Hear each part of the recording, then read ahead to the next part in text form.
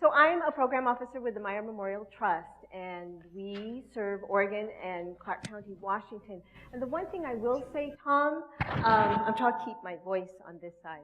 The one thing that I will say, although our boundaries are Oregon and Clark County, Washington, we will fund organizations that are not based in Oregon and Clark County, Washington, provided that a portion, and I'm going to qualify that by saying a significant portion of your service is in Oregon. So it would have to include Oregon. So we're not totally exclusive, and we don't, so just that's my shout out to Siskiyou. And also those other communities along the gorge and Eastern Oregon, Ontario, where your communities are not divided by geographical boundaries. So we understand that and know that about Meyer. I think Tom asked us to give an example of a success story, one large and one small. And I'm not going to exactly follow Tom's directions, because I told my colleagues I'm not very good about coloring in the lines. But I will hit, I think, on the intent of your request. So I'm going to talk about the big thing, I think, is something that Meyer recently got involved in called we sent out an RFP, a request for proposals, for organizations who are working within their community, their region, on developing, establishing local food systems, community food systems in which you are producing good food for your community and using that to spur economic development or opportunities in your region. And that's a statewide, well, that was offered across the state. And I can't tell you that it's a success because we just started it, but what I can tell you is that the reason why Meyer got involved in doing this is because of the work that's happening in local communities, rural communities across Oregon.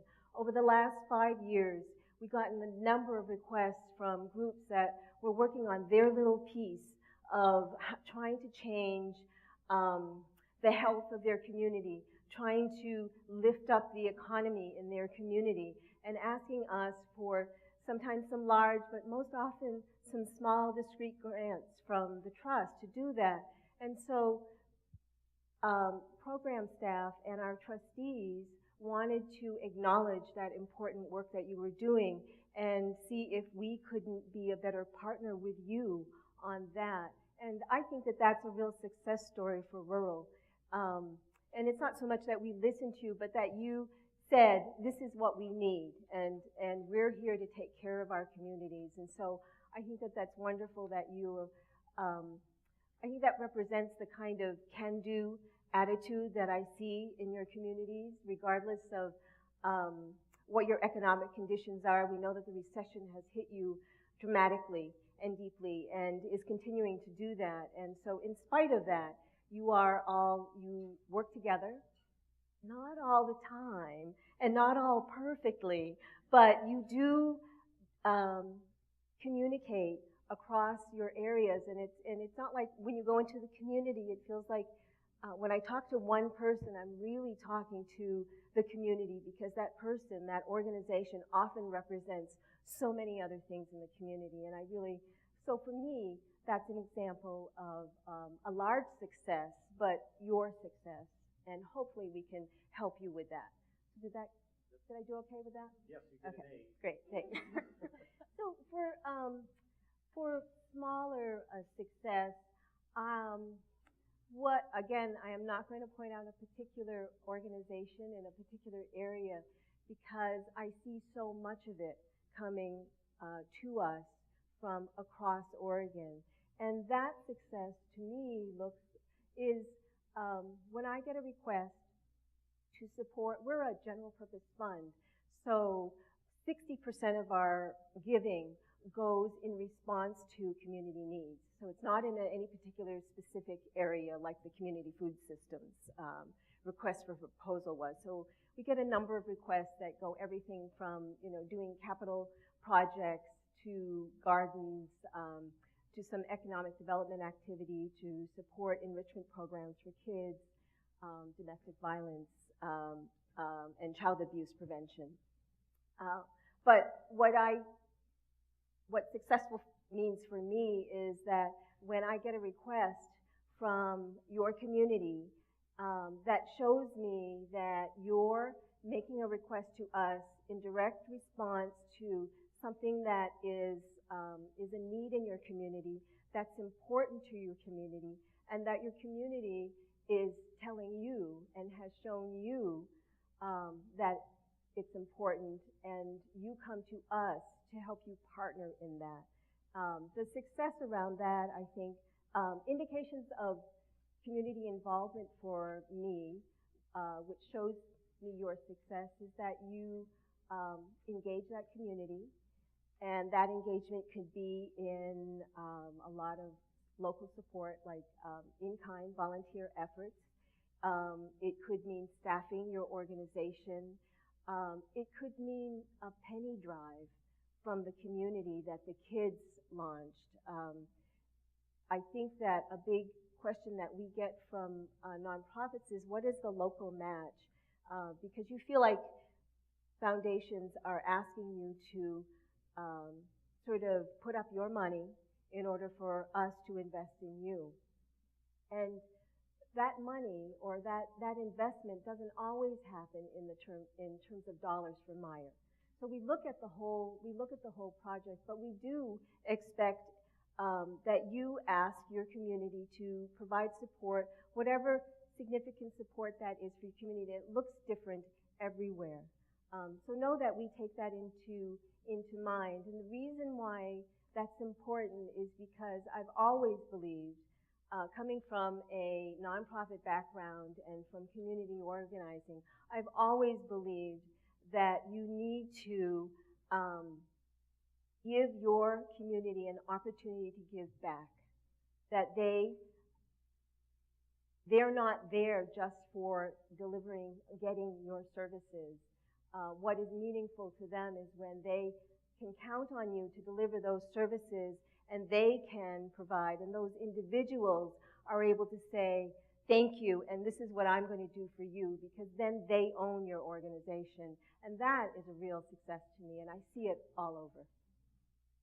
Thank you.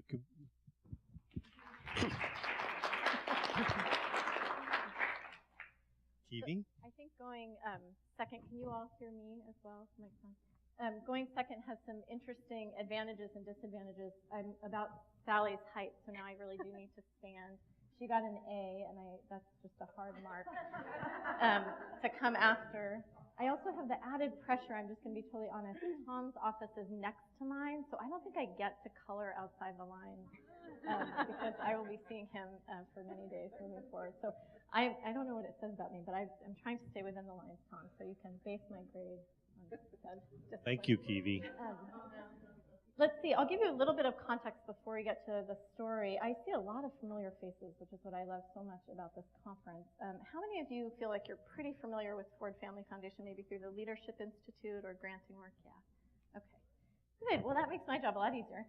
I think the reason I'm here today is really because of our work in the Responsive Grants program, so that's one way that you all can intersect with us, but there are several others. Obviously, the scholarship program is our flagship program. I don't know if you've been a Ford Scholar yourselves or if you know of them. It's a very, very impactful program, serves all of Oregon and Siskiyou County, California, not focused entirely on rural. It's the one thing we do that isn't entirely rural.